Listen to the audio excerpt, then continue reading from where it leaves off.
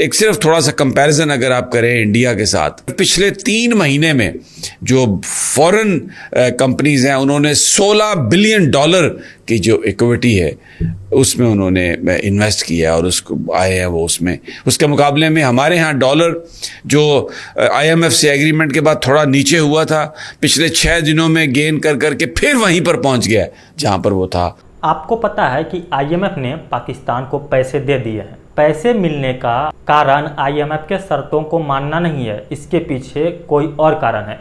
तो आइए जानते हैं वो कौन से कारण है जिसके चलते पाकिस्तान को IMF ने बिना शर्तों के पैसे दे दिए। हमें IMF का जो प्लान मिला है उसकी सबसे बड़ी वजह ये है कि जिस वक्त IMF की MD के साथ प्राइम मिनिस्टर बातचीत कर रहे थे तो साथ ही वहाँ पर हमारी इंफॉर्मेशन मिनिस्टर मरियम औरंगज़ेब साहिबा मौजूद थी और शेरी रहमान भी मौजूद थी, और वो दोनों उस वक्त लगातार मुसलसल कंटिन्यूसली आयात का विर्द कर रही थी, कुरानी आयात पढ़ रही थी, आयत करीमा पढ़ रही थी, ताकि ये वाला प्लान जो है ये हमें मिल जाए। हम लोगों ने साबित कर दिया है कि हम चला नहीं सकते, खुद हम बेकार हैं, इसीलिए 23 दफे हमने जाके IMF को भीख मांगना पड़ा, कहा मदद करो। भाई जब 23 दफे आप जाते हैं एक चीज को आप साबित करते हैं कि आप नहीं कर सकते, तो मेहरबानी से छोड़े, उनको ही करने दें, let them run the economy. Right. Pakistan का बयानिया कहीं नहीं ना बिल्ड हो पाता, ना कोई उसको हम बेच पाते हैं।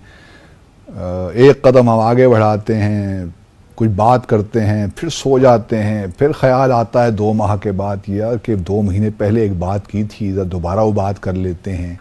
नमस्कार दोस्तों, चैनल को सब्सक्राइब कीजिए और बेल आइकन दबाइए ताकि हमारी हर वीडियो की नोटिफिकेशन सबसे पहले आपको मिल सके। और अगर वीडियो पसंद आता है तो वीडियो को लाइक करना बिल्कुल मत भूलिएगा। अब पाकिस्तानी मीडिया में इमरान खान का नाम लेना बहुत ही मुश्किल हो जाएगा, क्योंकि पाकिस्तान की सरकार इमरान खान के नाम लेने पर पाकिस्तानी मीडिया में पाबंदी लगाने जा रही है कि अब से पाकिस्तान में इमरान खान का नाम मिटा दिया जाएगा, मतलब उसका नाम लेना ही नहीं है। अब ये देखकर ऐसा लग रहा है कि जैसे इमरान खान का वापसी होना असंभव हो गया है। जो इमरान खान कल तक पाकिस्तान के प्रधानमंत्री बनने के सपने देख रहा था कि लोग उसे चुनकर दोबारा से प्रधानमंत्री बनाएंगे, लेकिन पाकिस्तान के सरकार ने एक अलग ही गेम शुरू किया है इमरान खान के खिलाफ। आने वाले कुछ महीनों में पाकिस्तान में इलेक्शन होने वाला है और इलेक्शन में इमरान के समर्थक जो जॉम्बीज हैं वो किस तरह का नाटक करते हैं या क्या करते हैं, किस तरह के राइट्स होते हैं पाकिस्तान में, कितने खून खराबे होते हैं पाकिस्तान में, ये तो आने वाले समय में पता चलेगा। लेकिन पाकिस्तान की सरकार अब मीडिया को टाइट कर रही है, मतलब उसके स्क्रू टाइट किए जा रहे हैं कि इमरान खान को मतलब हटा ही दिया जाए, न उसकी पब्लिसिटी होगी न लोग उसके बारे में बात करेंगे। हालांकि जब से इमरान खान गिरफ्तार हुआ है तब से आप देखते होंगे कि उसके कम ही इंटरव्यू ली जा रहे हैं या इस तरह की चीज़ें कम की जा रही है। वो डर से भी छिप गया है और दूसरी मीडिया उसे एक तरफ से बायकॉट ही कर रही है, क्योंकि यह आगे से ऑर्डर आया हुआ है मीडिया को। तो अब यह असंभव है कि मीडिया पाकिस्तान के सरकार या सेना की बात नहीं माने। IMF से जब पाकिस्तान को पैसे मिले तो उनकी डॉलर की स्थिति मतलब रुपयों के मुकाबले थोड़ी सी सुधरी थी। मतलब जो डॉलर अभी 290 में चल रहा है, वो जब लोन मिला पाकिस्तान को IMF ने दिया, सऊदी अरब ने दिया और UAE ने, उनके द्वारा जो भीख मिला उससे पाकिस्तान के रुपयों की वैल्यू थोड़ी सी बढ़ी थी, मतलब 10-20 रुपये। जैसे अभी 300 का डॉलर या 290 का डॉलर चल रहा है, तो वो थोड़ी सी खिसक कर 270 के आसपास आई थी, लेकिन फिर से वो अपने जगह पर पहुंच चुका है। मतलब पहले जैसा ही पाकिस्तान का फिर से हालत हो गया डॉलर और पाकिस्तानी रुपये के मुकाबले में। वहीं दूसरी तरफ पाकिस्तान का पूरा भार आसिफ मुनीर ने उठाया है, जो पाकिस्तान के जनरल हैं, क्योंकि जो भी पाकिस्तान में जनरल बनता है उसका ही कब्जा, मतलब पूरे पाकिस्तान का बॉस वही होता है, ये पूरी दुनिया जानती है। और आपने देखा या सुना होगा कि शहबाज शरीफ ने IMF ने जब पाकिस्तान को भीख दिया तो उसके लिए वो आसिफ मुनीर को थैंक यू बोल रहे थे। अब आर्मी का IMF से क्या लेना देना है, ये तो आसिफ मुनीर और शहबाज शरीफ ही जानेंगे कि किस तरह से मदद करी है आसिफ मुनीर ने लोन दिलवाने में। हो सकता है उसने IMF को डराया धमकाया हो कि भाई अगर तुमने लोन नहीं दिया तो हम तुम्हारे ऊपर अटैक कर देंगे, इसलिए तुम जल्दी से पाकिस्तान को भीख दे दो। ये भी एक पहलू हो सकता है। या हो सकता है दूसरा पहलू कि उसने गारंटी ली हो कि हम ही लेते हैं गारंटी जो होगा, क्योंकि IMF वालों को भी पता है कि पाकिस्तान का बॉस सिर्फ और सिर्फ वहाँ का जनरल होता है। बाकी जो पार्टियां हैं या नेता हैं या प्रधानमंत्री है, ये सब मुखौटे हैं, वो उसी को अनुकरण करते हैं जो पाकिस्तानी सेना का जनरल होता है। उसका नतीजा यह निकला है कि आज पाकिस्तान में इकोनॉमी बिल्कुल बर्बाद होकर रह गई है, बेरोज़गारी अपने टॉप पर है, और आप जो आदाद शुमार आते हैं वो फज्ड होते हैं, लेकिन उसमें भी ये बताया जाता है कि महंगाई 30%, 35%, 40% बढ़ती है और तनख्वाहों में कोई इजाफा नहीं है, रोज़गार कोई नहीं है, नई जॉब्स कोई नहीं है, लोग जो है वो पिछे चले जा रहे हैं। तो ये जो यानी इतने बिलियन डॉलर जो है वो हमें दे देंगे, अब जो एक स्टैंड बाय एग्रीमेंट हुआ है, वो स्टैंड बाय एग्रीमेंट करने के लिए भी बहुत ज़्यादा कोशिश की गई। और जिस दिन MD साहिबा से मुलाकात होनी थी प्राइम मिनिस्टर की, तो उस दिन क्या क्या हुआ उनसे मुलाकात के दौरान। तो जनाब अयाज सादिक साहब का कहना ये है कि पेरिस में IMF की MD क्रिस्टलिना के साथ ये 1 घंटे की मीटिंग थी, जिसमें वज़ीर आज़म शहबाज शरीफ के साथ शेरी रहमान और मरियम औरंगज़ेब भी मौजूद थी। मीटिंग के दौरान जैसे ही वज़ीर आज़म ने बात शुरू की तो IMF की MD ने उनसे कहा कि आपने अभी तक टारगेट्स पूरे नहीं किए। ये सुनकर मैंने मरियम औरंगज़ेब और शेरी रहमान से कहा कि जितनी कुरानी आयात हो सकें पढ़ना शुरू कर दो।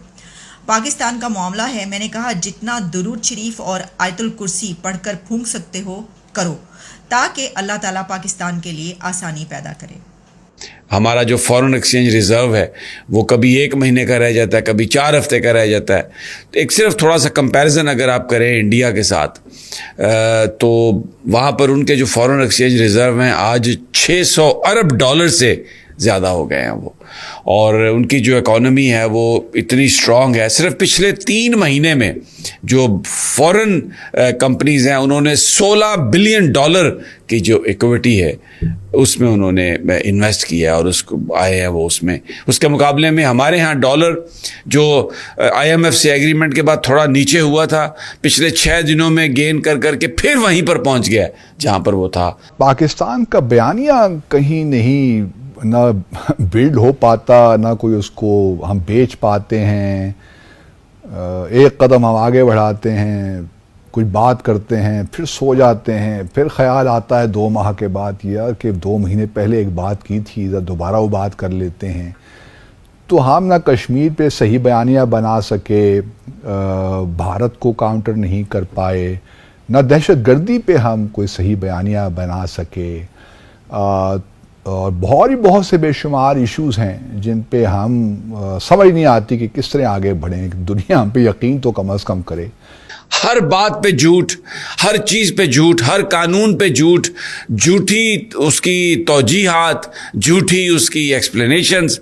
अब केयर टेकर, ये मैंने थोड़ा सा आपको जिक्र सिर्फ कंपैरिजन किया, दोनों मुल्क इकट्ठे आज़ाद हुए थे, और एक वक्त था कि जब जर्मनी और चीन भी पाकिस्तान से पैसे लेते थे, लेकिन अभी क्या सूरत हाल हो गई है कि हम कशकोल लेके फिर रहे हैं और कोई इसकी रिस्पॉन्सिबिलिटी लेने के लिए तैयार नहीं है। कौन है इसका रिस्पॉन्सिबल जो आज पाकिस्तान की सूरत हाल है?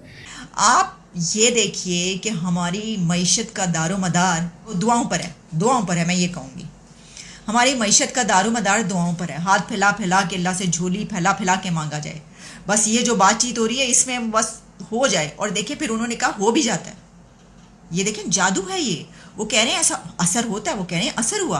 अचानक से जो उन्होंने कहा है, अचानक से जो MD साहिबा है उनका वो चेंज हो गई। उन्होंने कहा हाँ ठीक है, ओके, अगर आप ये करके दिखा दें तो मैं तो खुद आपके लिए जो है ये करूँगी, डोनर से पैसे मांगूंगी और $2 बिलियन जो है मैं खुद करके दूंगी। और ऐसा हुआ।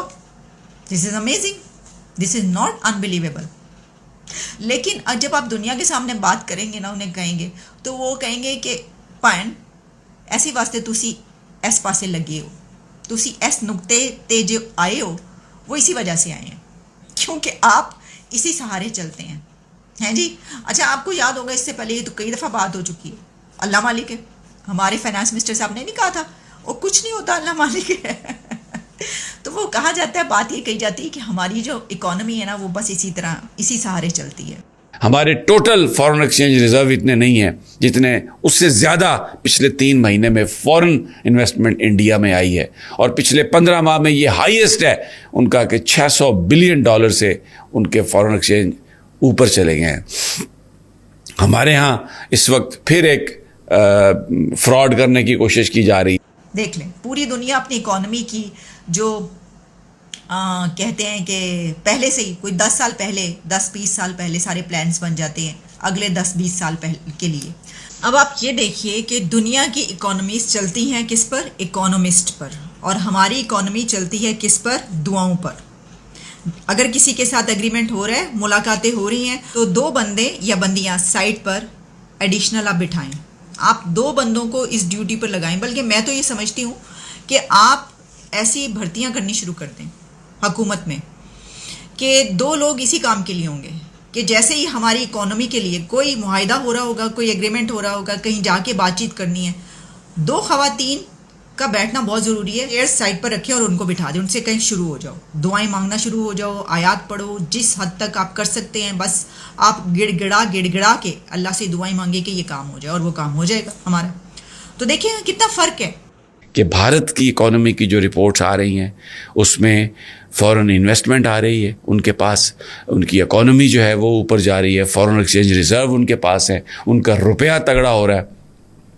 दुनिया में उनकी आइसोलेशन, उन्होंने एक ऐसे इशू पर जो बिल्कुल एक नाहक है, जिसमें वो वैली पर जुल्म करते हैं लोगों को, लेकिन उनकी जो एक झूठ है लोग उसको सच तस्लीम कर रहे हैं क्योंकि उन्होंने अपने सिस्टम को मजबूत बनाया। हमारे यहाँ ना हमारा सिस्टम है, ना कोई हमारी क्रेडिबिलिटी है, और ना ही जो हम बात करते हैं ना दुनिया उस पर यकीन करती है, ना हमारे मुल्क के अंदर लोग इन चीज़ों को यकीन करते हैं। बाकी आप क्या सोचते हैं इन मुद्दों पर? अगर आपकी कोई राय या कोई विचार है तो आप कमेंट के जरिए हमें दे सकते हैं।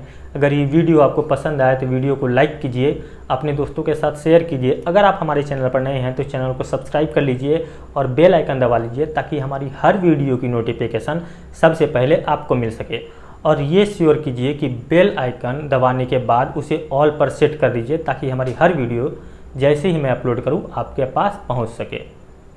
अगर आपके कोई विचार हैं तो आप कमेंट के जरिए हमें दे सकते हैं। मिलते हैं किसी अन्य वीडियो में। ये वीडियो देखने के लिए आपका बहुत बहुत आभार।